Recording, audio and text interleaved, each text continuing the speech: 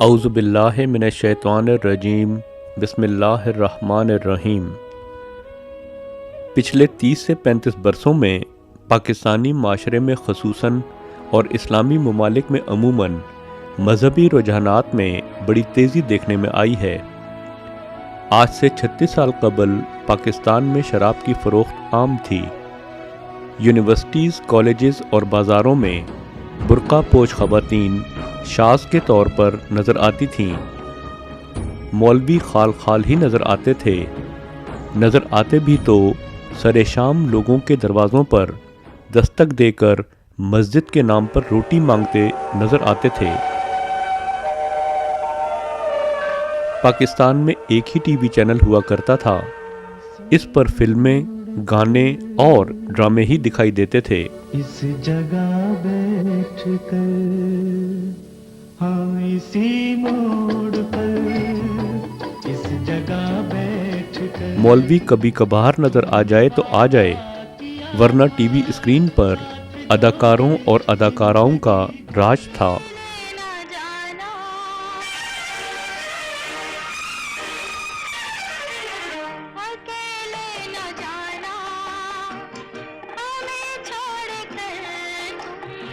مختصر یہ کہ آج کی نسبت معاشرہ عمومی طور پر بظاہر مذہب سے بہت دور تھا، مگر ہمیں اچھی طرح یاد ہے کہ اس زمانے میں فساد، دکھ، قتل اور غارت گری اور مذہبی منافرت آج سے کہیں کم تھی۔ پھر دھیرے دھیرے رت بدلنا شروع ہوئی۔ مولوی اور مولویت کا معاشرے میں اثر و رسوخ اور نفوذ بڑھنے لگا۔ شراب پر پابندی لگا دی گئی، جمعۃ المبارک کی تعطیل کا اعلان کیا گیا۔ گویا یوں پاکستان میں اسلامائزیشن کے سفر کا آغاز ہوا۔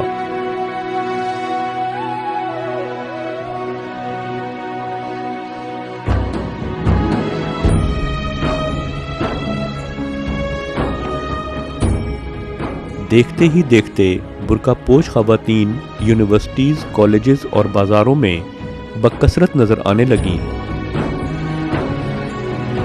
مولوی صاحبان پجارو اور دوسری قیمتی گاڑیوں میں سفر کرتے نظر آنے لگے۔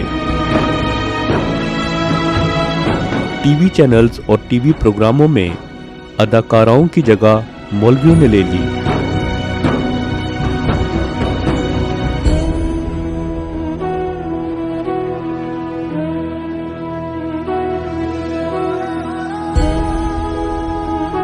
یہاں تک کہ ٹی وی پر مولویوں کی بھرمار ہو گئی۔ سینما معدوم ہو گئے اور قدم قدم پر دینی مدارس اور قرآن و حدیث کورسز کے سینٹر نظر آنے لگے۔ قرآن و حدیث کے معلموں اور معلمات کی بھرمار ہو گئی۔ آج یہ حال ہے کہ پاکستان کے طول و عرض پر ہر جانب اسلام ہی اسلام کا چرچا ہے، مگر افسوس کی بات یہ ہے کہ جس قدر اسلام کا چرچا ہے اسی قدر سلامتی کا فقدان ہے۔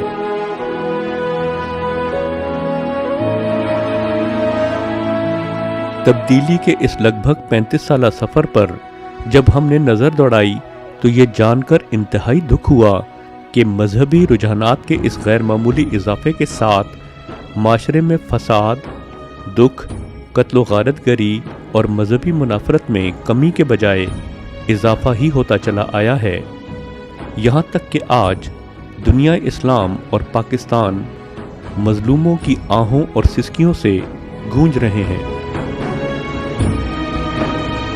کہتے ہیں کہ جو بو گے سو کاٹو گے، تو پھر اسلامی رجحانات کا یہ بیج جو گزشتہ کم و بیش 35 برسوں میں غیر معمولی طور پر پروان چڑھا ہے، اسلامی ممالک اور خصوصاً پاکستان میں سلامتی کیوں نہ لایا؟ یہ ایک ایسا پریشان کن سوال تھا کہ جس نے ہمیں بہت کچھ سوچنے پر مجبور کر دیا۔ انسان جو بوتا ہے وہی کاٹتا ہے، یہ ایک ایسی حقیقت ہے کہ جس کا انکار ممکن نہیں۔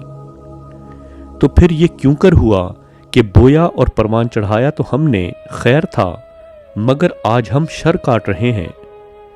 کہیں ایسا تو نہیں کہ جسے ہم نے خیر سمجھ کر بویا اور پروان چڑھایا وہ خیر نہیں بلکہ شر تھا، جسے ہم نے اسلام یعنی سلامتی سمجھ کر مولویوں سے ہاتھوں ہاتھ لیا اور اپنے خلوص سے اس کی آبیاری کر کے اسے پروان چڑھایا، وہ دراصل اسلام یعنی سلامتی کے لبادے میں نار یعنی آگ تھی، جو آج ہمارے ملک پاکستان کے طول و عرض میں پھیل چکی ہے۔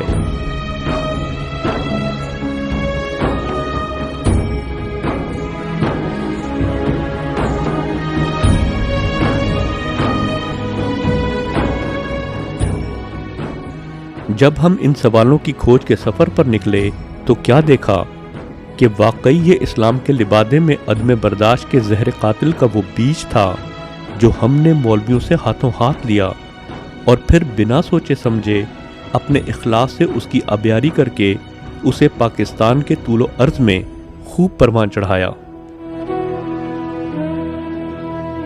مولویت نے دینی غیرت کے نام پر عوام الناس میں شدت پسندی اور عدم برداشت کو غیر محسوس طریق پر اس تیزی سے پروان چڑھایا کہ آج پاکستان دنیا کا وہ واحد ملک بن چکا ہے کہ جہاں ایک قاتل ایک ہیرو کا درجہ اختیار کر گیا ہے۔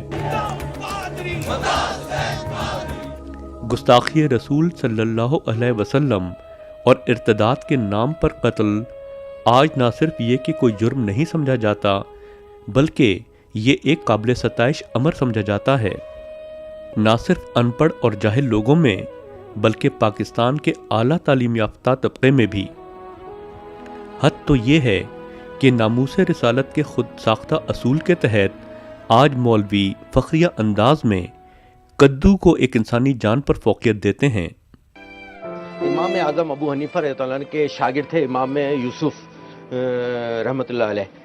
آپ نے ایک جگہ لکھا ہے، یعنی کہ آپ نے ان کا اپنی کتابوں میں ذکر فرمایا ہے امام یوسف کا۔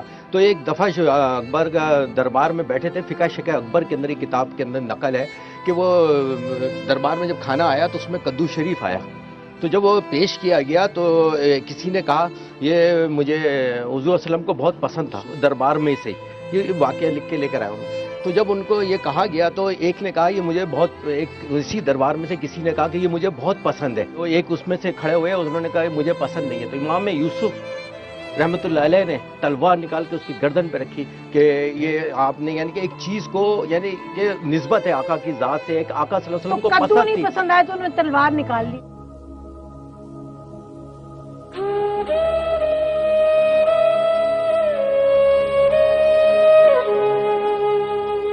جہاں انسانی جان کی قدر و منزلت کدو سے بھی کمتر ہو، وہاں آپ ہر روز انسانی جسم و جان کو کدو سے بھی ارزاں طریق پر کٹتا نہیں دیکھیں گے تو پھر اور کیا دیکھیں گے؟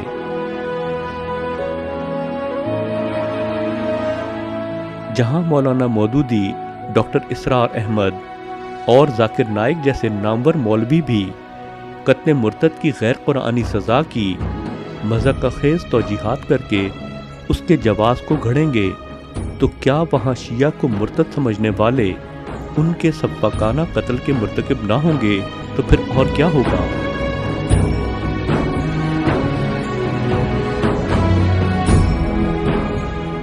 جہاں ہر مدرسے میں یہ پڑھایا جائے گا کہ نہ صرف یہ کہ غیر مسلم کی جان و مال کی کوئی حرمت نہیں بلکہ ان کے مال غنیمت کے طور پر لوٹ کر کھانا عین اسلام ہے، تو وہاں مسیحی بستیوں پر ظالمانہ حملے نہ ہوں گے تو اور کیا ہوگا؟ اللہ تعالیٰ نے تمام انسانوں کو اپنی عبادت کے لیے پیدا فرمایا ہے۔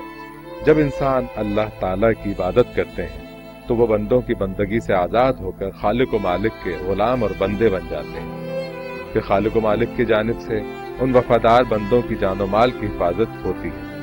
لیکن یہی انسان اگر اپنے خالق و مالک سے باغی ہو کر عبادت کے بجائے بغاوت پر اتر آتے ہیں تو اب یہ لوگ انسان کے درجے سے گر کر حیوان کے درجے میں اتر آتے ہیں۔ پہلے یہ انسان اور اشرف المخلوقات میں شمار ہوتے تھے، لیکن اب یہ لوگ ارذل المخلوقات ہو کر باغی بن جاتے ہیں۔ اب خالق و مالک کی غلامی کی بجائے یہ لوگ اللہ کے غلاموں کے غلام ہو جاتے ہیں اور جانوروں کی طرح ان کی خرید و فروخت جائز ہو جاتی ہے۔ اسی لیے خالق کی وفادار فوج مسلمانوں کو حکم ہوتا ہے کہ خالق کی اس باغی فوج سے لڑو، ان کو قتل کرو، قید و بند میں رکھو اور غلام بنا کر بازار میں بیچو یا گھر میں بطور خادم رکھو، ان کے اموال کو بطور غنیمت لے کر کھاؤ۔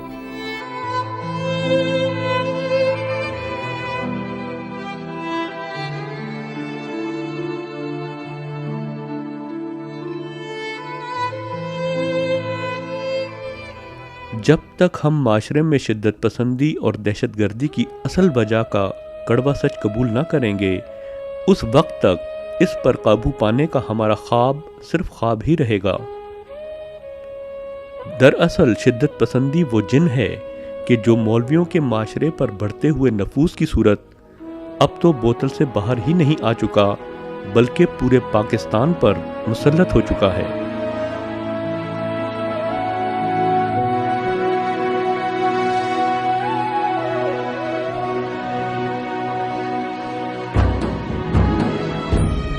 یہ ناعاقبت اندیش مولوی اتنا بھی نہیں جانتے کہ نظریاتی اختلاف کی بنا پر قتل کے فتوے ہر اس شخص کو قتل کا لائسنس دے دیتے ہیں کہ جو اس کی نظر میں مرتد اور گستاخ رسول ہے۔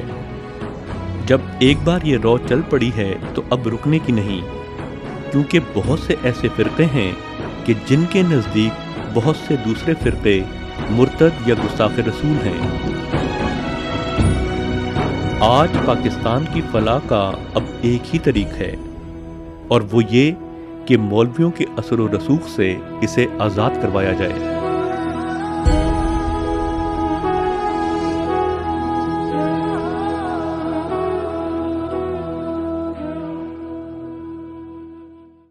اٹھ گیا گھبرا کے اور پھر رو پڑا بے اختیار۔